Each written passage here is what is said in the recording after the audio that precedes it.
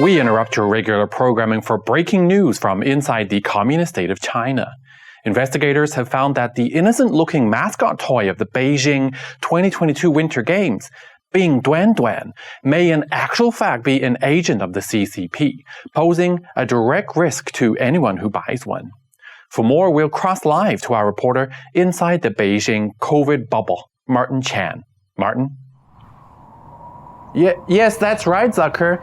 Investigations have found that the popular Beijing Games toy, Bing Dwendwen, is actually a Communist Party spy. And it will aim to infiltrate your home if you buy one, spreading communist propaganda and spying on overseas Chinese. Now, one family who recently received one of the toys in the mail from a friend in Beijing told us that their daughter soon after began questioning the Xinjiang genocide narrative. And she even asked her parents to read the Uyghur Tribunal final judgment, which she claimed would show no actual evidence of genocide there. Well, another family whose child recently received one of the toys began asking if Western media reports on China may simply be propaganda designed to distort facts and spread blatant lies on the rising superpower in order to slow China's growth and extend the inevitable fall of the United States from the top spot. Wow, such obvious propaganda, Martin. It's really disgusting that they'd use such an innocent thing as a toy to poison the minds of the world's youth. 大家好，欢迎回到外媒看中国，我是安博然。Hey you guys, welcome back to Reports on China. I'm Andy, back with a super quick Beijing 2022 quick fix. They know where Peng Shuai is now, and gold medalist Aileen Gu has already slayed her haters in the Western mainstream media. So now they're turning to toys. Yes, I'm serious. The Sydney Morning Herald's North Asia correspondent, Eric Bagshaw, is basically claiming that the game's mascot, Bing Dwendwen, is a wumao. He said, "Cute, ambitious, and with a win-win spirit, Bing Dwendwen has all the attributes of a star. But he also has one key advantage, an army of Chinese government accounts fueling his viral rise." He continues, "Bing Dwendwen is not all that he seems.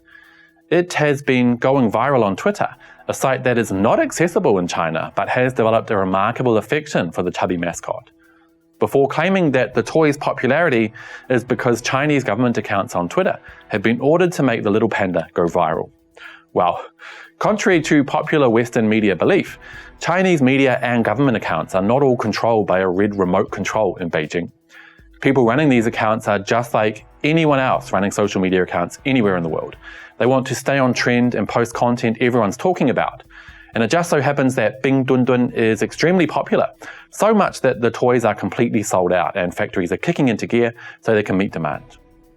Our mate Eric then goes on to, without any irony, quote ASPI, the Australian Strategic Policy Institute, which is literally funded by US weapons manufacturers whose aim is to stoke tensions in the region. It's consistent with their previous propaganda and information operations, one ASPI goon was quoted as saying. You really couldn't make this stuff up. Keeping with the toy theme, conservative US news website Breitbart have decided to refer to 18-year-old gold medalist Aileen Gu as Genocide Barbie.